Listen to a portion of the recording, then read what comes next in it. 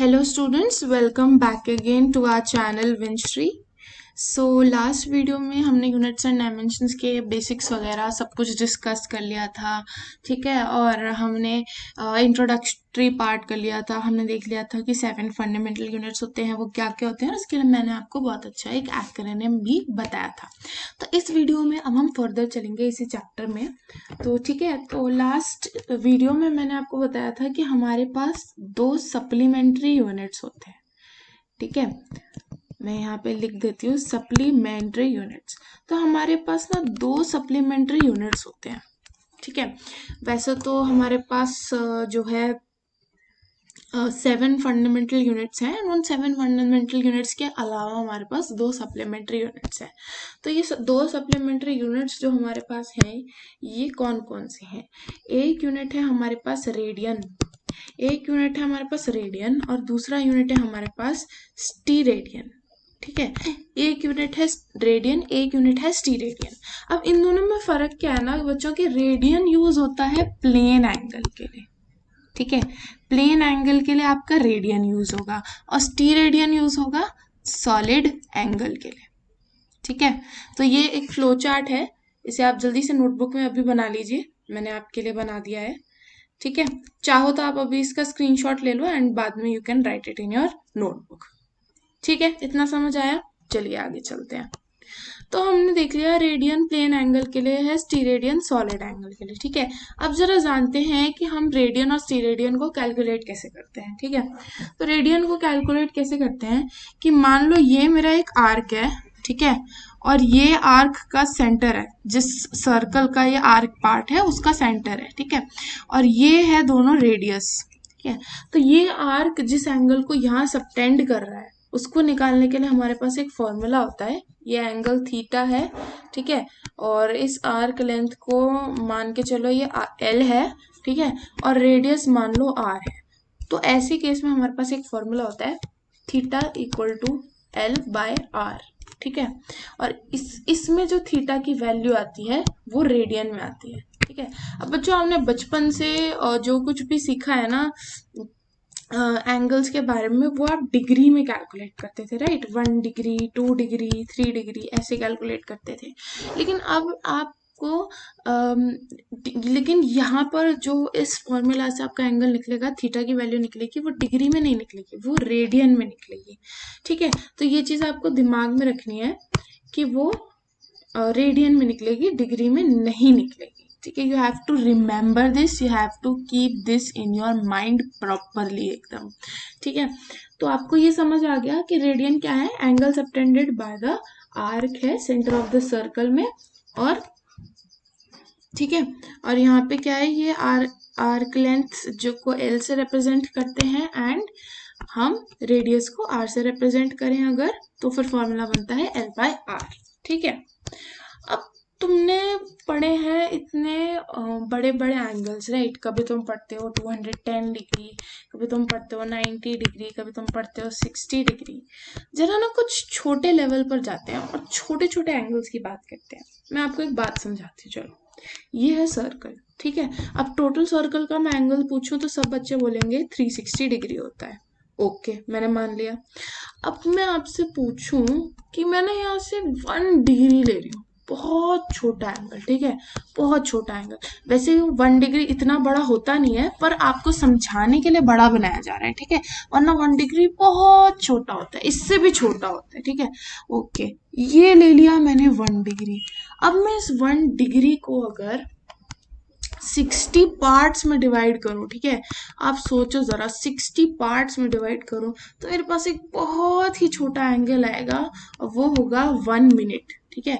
ये याद रख लो कि 1 degree is equal to 60 minute, और इस मिनट को हम ऐसे रिप्रेजेंट करते हैं कि एपोस्ट्रोफी लगा के, ठीक है। इसका this stands for minute, this stands for minute, ठीक है।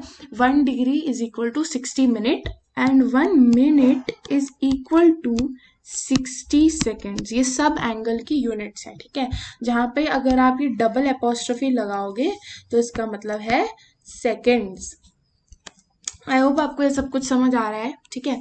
तो अब मैं बात कर रही हूँ कि मैंने ये छोटू सा एंगल लिया, ठीक है, ये छोटू सा एंगल 1 सेकेंड, ठीक है।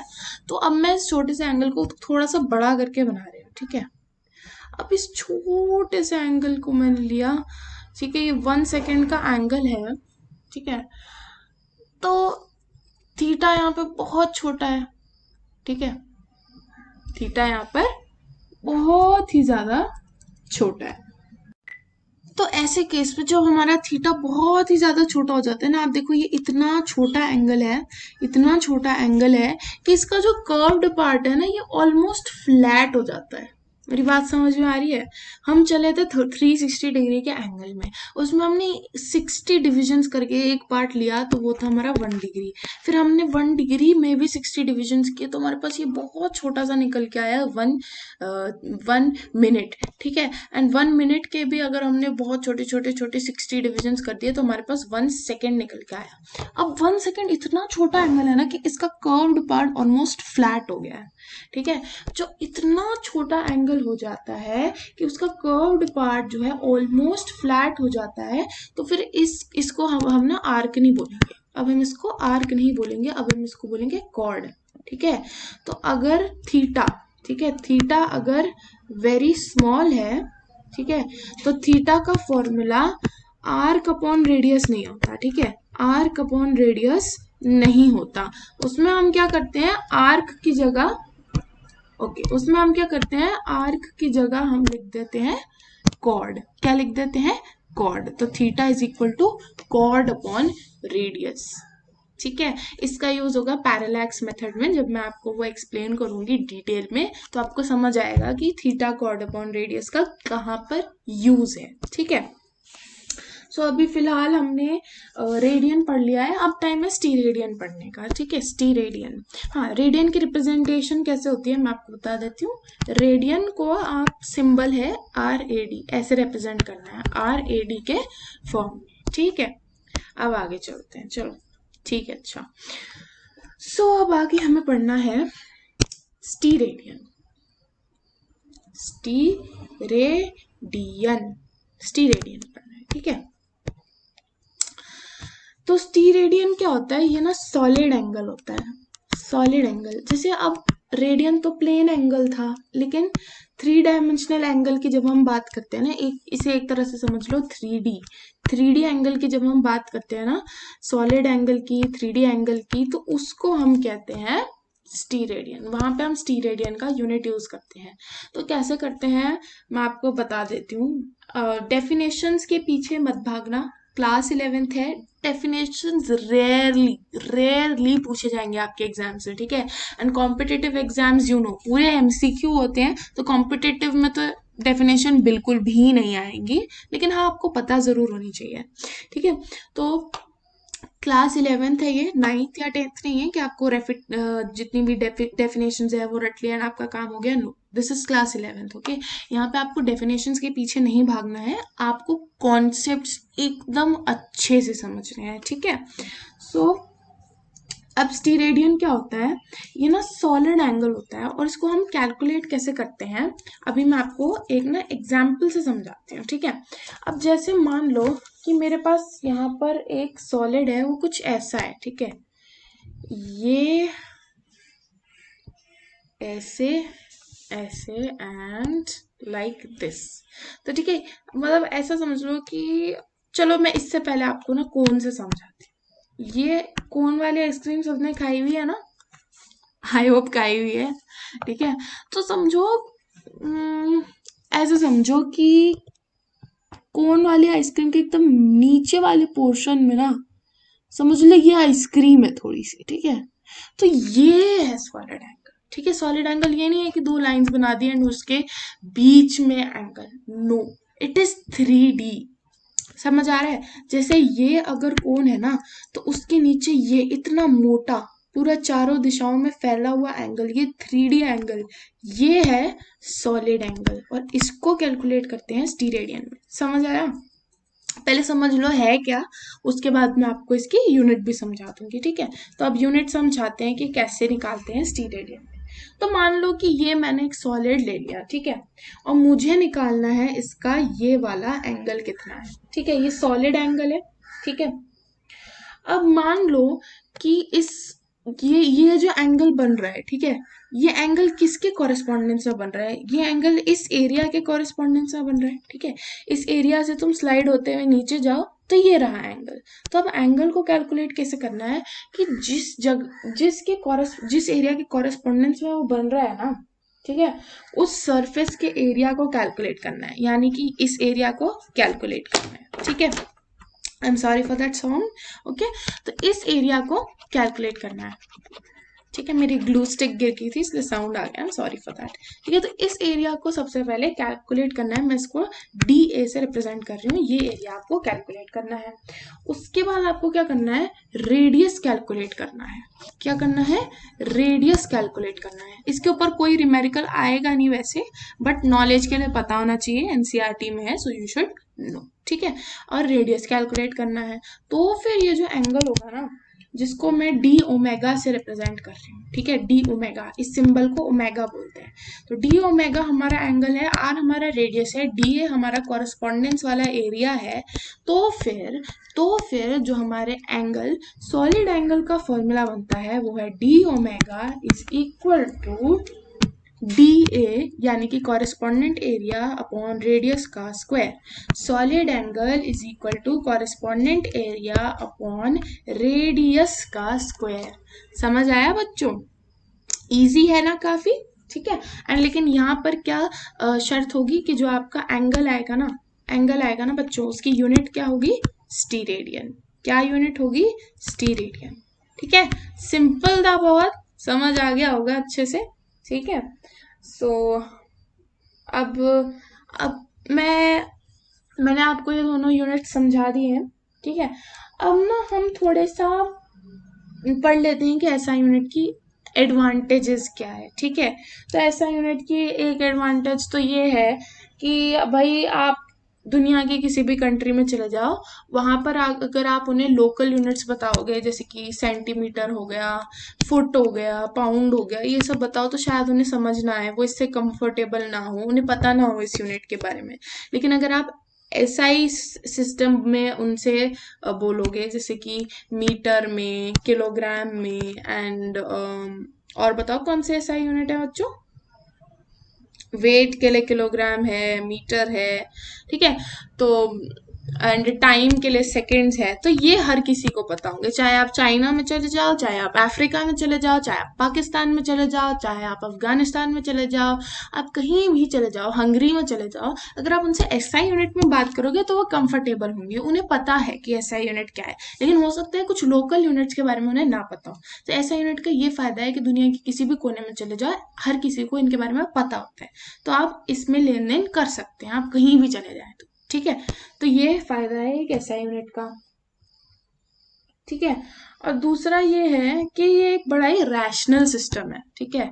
अब रैशनल सिस्टम का क्या मतलब होता है, रैशनल सिस्टम, ठीक है। तो बच्चों रैशनल सिस्टम का मतलब ये होता है कि ये एक क्वांटिटी को एक ही यूनिट असाइन करते हैं, ठीक है, एक क्वांटिटी को एक ही यूनिट असाइन करते हैं, इसलिए ये बड़ा रैशनल सिस्टम ऑफ यूनिट है, ठीक है। ओके, देन नेक्स्ट क्या है कि एसआई सिस्टम को बोले तो ये एक एब्सोल्यूट सिस्टम ऑफ यूनिट है, ठीक है, इसमें कोई भी ग्रेविटेशनल यूनिट्स नहीं होते हैं, तो ये एब्सोल्यूट सिस्टम ऑफ यूनिट है। इसका मीनिंग आपको लेटर समझ आ जाएगा, ठीक है। अभी बस आपको ऐसे ही समझ लो कि ये एब्सोल्यूट सिस्टम ऑफ यूनिट्स है, ओके। और दूसरा इसमें ना मेट्रिक सिस्टम फॉलो होता है एसआई सिस्टम में। क्या फॉलो होता है, metric system. So what is metric system बेटा, मेट्रिक सिस्टम ये होता है ना कि आप जो है जितने भी यूनिट्स हैं उनको मल्टीपल्स या सब मल्टीपल्स में रिप्रेजेंट करते हो इन द पावर ऑफ 10, ठीक है। तो 10 की पावर यूज करते हैं, इसको ऑर्डर ऑफ मैग्नीट्यूड भी बोलते हैं, ऑर्डर ऑफ मैग्नीट्यूड। तो इसीलिए एसआई सिस्टम को मेट्रिक सिस्टम बोलते हैं, क्योंकि इसमें यूनिट्स को ना 10 की पावर में रिप्रेजेंट करके बताया जाता है। इसका एक एग्जाम्पल देखो, जैसे कि अगर मैं आपसे बोलूं कि 1 सेंटीमीटर कितने मीटर के इक्वल होता है, ठीक है, तो इसको हम बोल सकते हैं ना 10⁻⁻² मीटर, क्योंकि हमें पता है कि 1 metre is equal to 100 centimetre, तो 1 सेंटीमीटर में 10⁻⁻² मीटर। ठीक है, तो इसमें हम 10 की पावर को यूज करते हैं, ऑर्डर ऑफ मैग्नीट्यूड को यूज करते हैं, तो इसीलिए भी एसआई सिस्टम को हम मैट्रिक सिस्टम बोलते हैं। ठीक है, अब कुछ आपके पास इंपॉर्टेंट यूनिट्स हैं। ठीक है, उसमें एक है, एक सेकेंड, मैं जरा पेन का कलर चेंज करती हूँ। ठीक है, बहुत देर हो गई है पर्पल ग्लिटर यूज करते हुए, ग्रीन यूज करते हैं। ठीक है, तो आपके पास जो पहला यूनिट है वो है एस्ट्रोनॉमिकल यूनिट। ठीक है, इसको रिप्रेजेंट करते हैं AU से। तो एस्ट्रोनॉमिकल यूनिट क्या है, ये एक मीन डिस्टेंस है सन का अर्थ से।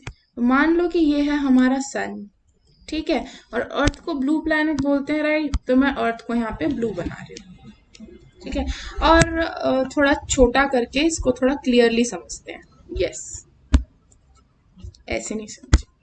ठीक है, मान लो ये है हमारा सन, ठीक है, ये है sun and this is the orbit of the sun.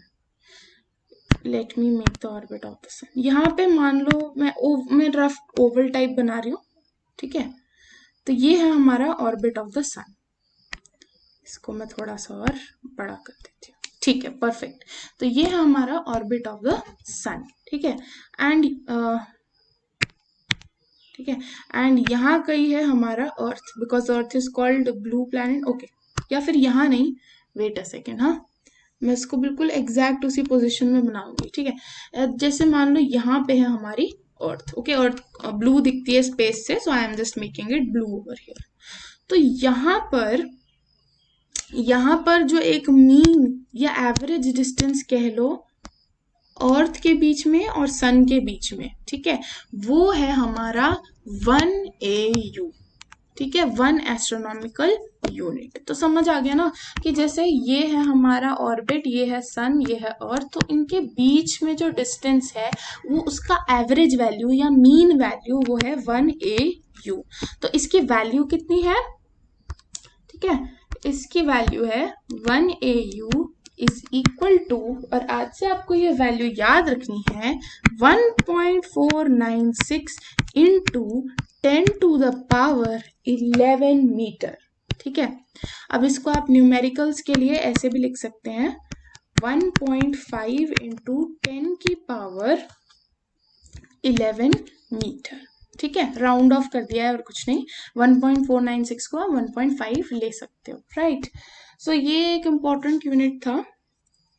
Okay, and इसके बाद एक इम्पॉर्टेंट यूनिट जो आपके पास आता है वो है लाइट ईयर। ठीक है, अब मैंने कई बार बच्चों से देखा, पता नहीं बच्चों को क्या प्रॉब्लम होती है, क्या सीख के आते हैं, समझ नहीं आता मुझे। तो पूछते हैं लाइट ईयर बेटा किस चीज का यूनिट है। ठीक है, तो मतलब ये कई बार क्वेश्चंस पूछा जाता है इन योर वाइवा हो गए, ओरल टेस्ट हो गए, क्लास टेस्ट में पूछते हो लाइट ईयर किस चीज का यूनिट है, तो बच्चे पता नहीं क्यों टाइम बोलते हैं, लेकिन टाइम नहीं है, टाइम की यूनिट नहीं है लाइट ईयर डिस्टेंस की यूनिट है। ठीक है, लाइट ईयर क्या है, distance travelled by light in 1 year. 1 year में लाइट जितना डिस्टेंस ट्रेवल करती है ना, उसको कहते हैं लाइट ईयर। तो लाइट ईयर डिस्टेंस की यूनिट है। ठीक है, लाइट ईयर डिस्टेंस की यूनिट है, लाइट ईयर जो है टाइम की यूनिट नहीं है, लाइट ईयर डिस्टेंस की यूनिट है। Okay, so let me right it over here, distance की यूनिट है। It is not the unit of time, it is the unit of distance. Okay, अब आगे पढ़ते हैं। लाइट ईयर की वैल्यू कितनी है, 1 light year is equal to 9.46 into 10⁻15 metre. ठीक है, या इसको आप 9.5 इंटू 10⁻15 मीटर भी ले सकते हो। ठीक है, one and the same thing.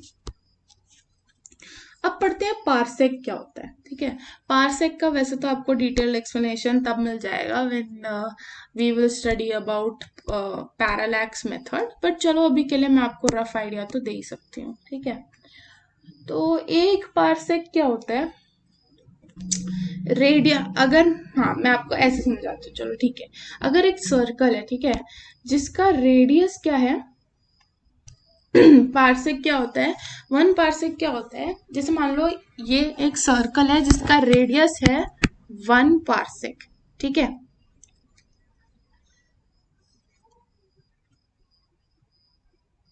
जिसका, और इसका आर्क कितना लंबा है, 1 एस्ट्रोनॉमिकल यूनिट। 1 एस्ट्रोनॉमिकल यूनिट इसका आर्क है, एंड रेडियस इसका 1 पार्सेक है, एंड इसका एंगल क्या हुआ, 1 सेकेंड का एंगल है। तो पार्सेक की डेफिनेशन यहीं से निकल के आती है। 1 पार्सेक क्या होता है, वो ऐसे सर्कल का रेडियस है, ठीक है, ऐसे सर्कल का रेडियस है जिसका आर्क कितना है, 1 एस्ट्रोनॉमिकल यूनिट है, और उसका angle subtended bye arc 1 second है, तो फिर उसका रेडियस 1 पार्सेक है, ठीक है। एंड 1 पार्सेक की वैल्यू होती है, वैल्यू भी नोट डाउन कर लीजिए, 1 parsec is equal to 3.084 into 10⁻16 metre, ठीक है, समझ आ गया। बड़े यूनिट्स हैं ये, ठीक है, astronomical unit and parsec, these are very big units, light year, ये सब बहुत बड़े यूनिट्स हैं।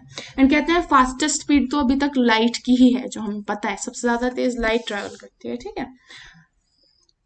तो अब एक रिलेशन है, ठीक है, ये आपको याद रखना है फॉर न्यूमेरिकल्स, कि एक light year 6.3 into 10⁻4 astronomical unit के बराबर होती है, ठीक है।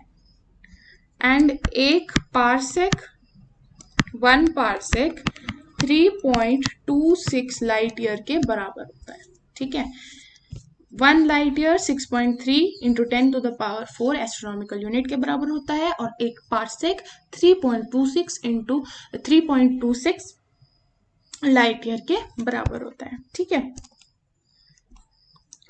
तो ठीक है, पार्सेक लाइट ईयर से बड़ा यूनिट है, और लाइट ईयर जो है एस्ट्रोनॉमिकल यूनिट से बड़ा यूनिट है। तो अब आपको ऑलमोस्ट एक एक चीज समझ आ गई होगी।